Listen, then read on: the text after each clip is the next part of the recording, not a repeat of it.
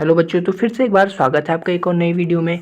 जो आज की वीडियो रहने वाली है फार्माकोथेरेपेटिक्स के जो आपके इंपॉर्टेंट क्वेश्चन रहने वाले हैं, एक नंबर के जो आपके पेपर में आने वाले हैं उनको कराएंगे, जो कि पिछले साल जो हैं पूछे गए हैं। तो उनको देखते हैं। यहाँ पर पहला क्वेश्चन पूछा जाता है आपका SARS क्या है, इसका फुल फॉर्म बताना है आपको। तो इसका मतलब है आपका सीवर एक्यूट रेस्पिरेटरी सिंड्रोम। दूसरा पूछा गया है आपका PCOS, तो ये होता है आपका polycystic ovary syndrome.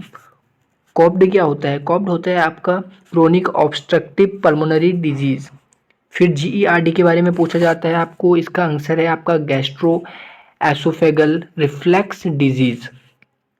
Goitre is due to deficiency of, किसकी कमी की वजह से हमें गोइटर की कंडीशन होती है? तो आयोडीन की कमी की वजह से। जो मेगलोब्लास्टिक एनीमिया है, डेफिशिएंसी ऑफ कौन से विटामिन की वजह से हमें ये जो मेगलोब्लास्टिक एनीमिया है वो होता है? तो B12 और फोलेट की वजह से। तो फिर हमारा नेक्स्ट क्वेश्चन आता है, जो पॉजिटिव ऑर्गेनिज्म होता है ऑफ ट्यूबरक्लोसिस, मतलब किसकी वजह से हमें जो ट्यूबरक्लोसिस होता है? तो इसका आंसर है माइकोबैक्टीरियम ट्यूबरक्लोसिस। फिर हमारा NIDDM, इसकी फुल फॉर्म क्या है? इसकी फुल फॉर्म है हमारी non insulin dependent diabetic mellitus. या फिर इससे ऐसे भी पूछ सकता है आपका N को हटा के IDDM भी पूछ सकता है। तो वहाँ पर आप लिखेंगे इंसुलिन डिपेंडेंट डायबिटिक मेलाइटस। फिर हमारा नेक्स्ट क्वेश्चन है, जो फर्स्ट मॉडल लिस्ट हमारे एसेंशियल ड्रग का पब्लिश हुआ था वो कब हुआ था? 1977 में।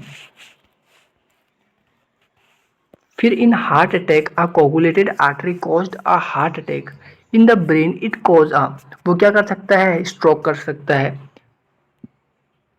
फिर है disease in which inflammation of liver cells occurs is, उसको बोलते हैं हेपेटाइटिस।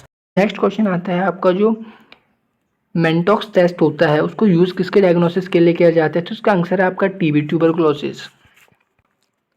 फिर आता है आपका dash is an bacterial infection usually spread by the sexual contract. तो इसका आंसर है आपका गोनेरिया हो गया और सिफिलिस हो गया। फिर नेक्स्ट क्वेश्चन आता है आपका, जो स्कैबीज होता है is the leading cause of irreversible blindness. तो इसका आंसर है फॉल्स, ये ट्रू फॉल्स में आ सकता है। फिर जो आपका क्वेश्चन है IOP स्टैंड फॉर, तो ये होगा आपका इंट्राओकुलर प्रेशर। फिर आ सकता है condition in which bone marrow forms a large structurally abnormal immature RBC is termed as, उसको कहा जाता है मेगलोब्लास्टिक एनीमिया।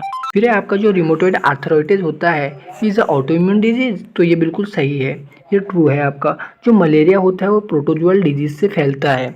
तो ये आंसर ये आपका ट्रू है। जो आपका LDL होता है लो डेंसिटी लिपोप्रोटीन, ये गुड कोलेस्ट्रॉल होता है। तो इसका आंसर फॉल्स है, ये जो हमारा LDL होता है इसको बैड कोलेस्ट्रॉल कहा जाता है। फिर आता है आपको जो नसेट्स होते हैं वो क्या करता है? कॉज करता है इंटरनल GI ब्लीडिंग। तो इसका आंसर ट्रू है। जो आपका RUM रम है, जिसको कहा जाता है रेशनल यूज ऑफ मेडिसिन। तो यहाँ पे जो आपके 1 मार्क्स के क्वेश्चन हैं वो कंप्लीट हो चुके हैं। मोस्ट इंपॉर्टेंट 3 नंबर और 5 नंबर वाले क्वेश्चन नहीं देखे हैं तो उसका लिंक डिस्क्रिप्शन में है, आप वहाँ जाकर उस वीडियो को देख सकते हैं। हमने लिंक को कमेंट में भी पिन करा है, आप सीधे वहाँ जाकर भी उस वीडियो को देख सकते हैं, जिससे आप अपने पेपर में काफ़ी अच्छा स्कोर कर सकते हैं।